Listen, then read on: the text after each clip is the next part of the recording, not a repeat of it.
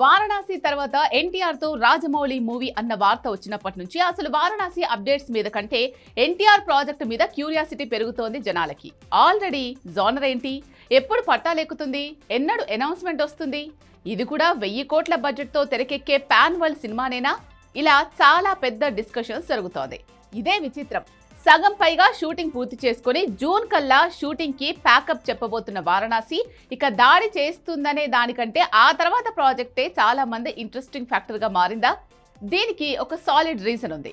Varanasi teaser launch రోజే ఎన్టీఆర్ తో project ని కూడా రాజమౌళి కన్ఫర్మ్ చేసే ఛాన్స్ ఉందట. కాకపోతే ఇక్కడ తేలాల్సింది పాన్ వరల్డ్ లెవెల్లో ఎన్టీఆర్ వైపే రాజమౌళి అడుగులు పడ్డానికి రీజన్. ఆ రీజన్ వెనుకున్న విజన్ పెద్దది. ఒక్కసారి ఊహించుకోండి, రాజమౌళి ఏ హీరోతో సినిమా కమిట్ అయ్యాడు అనే దాన్ని బట్టి అదెంత పెద్ద రిస్కీ ప్రాజెక్టో అర్థమైపోతుంది. తను ఎంత రిస్కీ ప్రాజెక్ట్ కి కమిట్ అయితే అంత క్లోజ్ హీరోతో సినిమా తీస్తాడు. దాన్ని బట్టి ఎన్టీఆర్ తో జక్కన్న బాహుబలి వారణాసిని మించే ఏదో రిస్క్ చేయబోతున్నాడా? Have a look.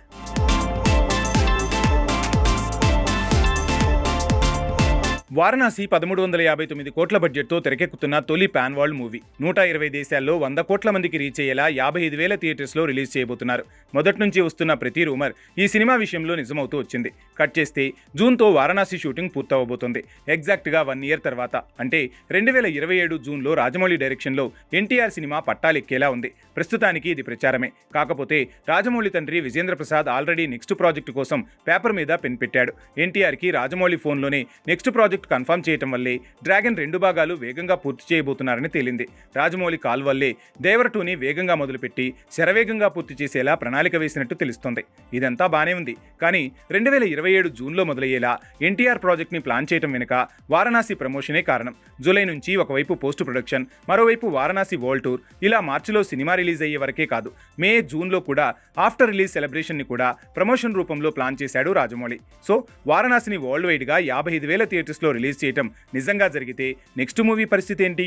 వారణాసి ఏమాత్రం బాగుందనే టాక్ వచ్చినా వరల్డ్ వైడ్గా రాజమౌళి పేరు మారుమోగుతోంది. తర్వాత తను తీసే ఏ సినిమా అయినా పాన్ వరల్డ్ ప్లాట్ఫామ్లో బుల్లెట్ ట్రైన్లా దూసుకెళ్తోంది. ఆ లెక్కన మ్యాన్ ఆఫ్ మాసెస్ ఎన్టీఆర్ అదృష్టవంతుడే. ఎందుకంటే తనని చెక్కిన జక్కన్న చేతిలో పాన్ వరల్డ్ లెవెల్లో తను దూసుకెళ్లే అవకాశం పొందుతున్నాడు. వారణాసి తర్వాత రాజమౌళి తీసే ఎన్టీఆర్ సినిమా కూడా 1000 కోట్లపైనే బడ్జెట్ ఉండే ఛాన్స్ ఉంది. 55,000 థియేటర్స్ని మించేలా ఈ ప్రాజెక్టు రిలీజ్ అయ్యే అవకాశం ఉంది. ఇలాంటి ప్రయత్నమే మొదలవుతోందని తెలిసినా అవెంజర్స్లో ఎన్టీఆర్ని కొత్త సూపర్ హీరోగా తీసుకునే ప్రయత్నం గొప్పదిగానే మారుతోంది. నిజం చెప్పాలంటే పాన్ వరల్డ్ లెవెల్లో 2 మైండ్ బ్లాంక్ అయ్యే ప్రాజెక్టులు ఎన్టీఆర్కి దక్కినట్టవుతోంది మరి.